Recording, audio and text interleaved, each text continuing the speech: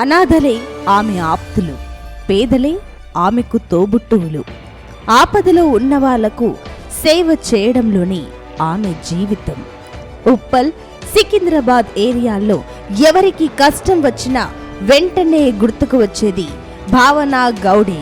నాచారంలో నివసించే సోమా భావన గౌడ్ తన వ్యాపారంలో వచ్చిన లాభాన్ని పేద ప్రజలకు ఖర్చు చేస్తోంది. పేద పిల్లల పెళ్లిలకు తోడుగా నిలుస్తోంది. కుటుంబ సభ్యులే వదిలేసి వెళ్లిన కోవిడ్ రోగుల ఇంటింటికి వెళ్లి సరుకులు, మందులు పంపిణీ చేసింది. పేదలకు సాయం చేయడంలోనే తనకు సంతృప్తి ఉందని చెబుతోంది సోమా భావన గౌడ్. భావన గౌడ్ గారు, కంగ్రాచులేషన్స్. చాలా మంది అనాథలకు సేవ చేస్తూ ఉంటారు. ఆపదలో ఉన్న వాళ్లకు సేవ చేయడంలోని ఆమె జీవితం. ఉప్పల్, సికింద్రాబాద్ ఏరియాల్లో ఎవరికి కష్టం వచ్చినా వెంటనే గుర్తుకు వచ్చేది భావన గౌడే. నాచారంలో నివసించే సోమా. సో మనతో పాటు జీ అచీవర్స్ అవార్డ్స్ తీసుకున్న భావన గౌడ్ గారు ఉన్నారు. హాయ్ అండి. హలో. ఎలా ఉంది ఫీలింగ్? చాలా అద్భుతంగా ఉంది. ఈ జీ తెలుగు అవార్డు తీసుకోవడం అంటే నేను ముందు చెప్పాను చాలా ఆనందంగా ఉందని. తీసుకున్న తర్వాత ఇంకా ఆనందంగా ఉంది. పెద్ద పెద్ద వాళ్ళందరూ వచ్చారు, మాజీ ఉపరాష్ట్రపతితో తీసుకున్నారు, అది కూడా మీ అవార్డు పక్క నుండి. చాలా చాలా ఆశ్చర్యంగా ఉంది మాజీ ఉపరాష్ట్రపతి ఇవ్వడం.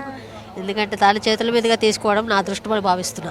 సో భావన గౌడ్ గారు, సో ఈ చాలా మంది సేవ చేయడానికి ఉన్నారు, అయినా కూడా సరే మీరు కూడా ముందుకు రావడం ఇంకా మంచి విషయం. సో ఏంటి మీకు ఈ సేవ చేయాలన్న తపన ఎప్పుడు స్టార్ట్ అయ్యింది? నేను చిన్నప్పటి నుంచి నాకు ఫ్రెండ్స్ కానీ ఎవరికైనా హెల్ప్ చేసేదాన్ని నా చిన్ననాటి స్నేహితులతో. అలా అలా అలా నా సేవాభావం ఇంకా పెరిగింది. ఎందుకంటే మన దగ్గర అన్నీ ఉంటాయి, కానీ ఏమి లోని వాళ్ళకి ఏదో కోరిక ఉంటుంది. ఆ కోరికలను మనం తీరవాలి.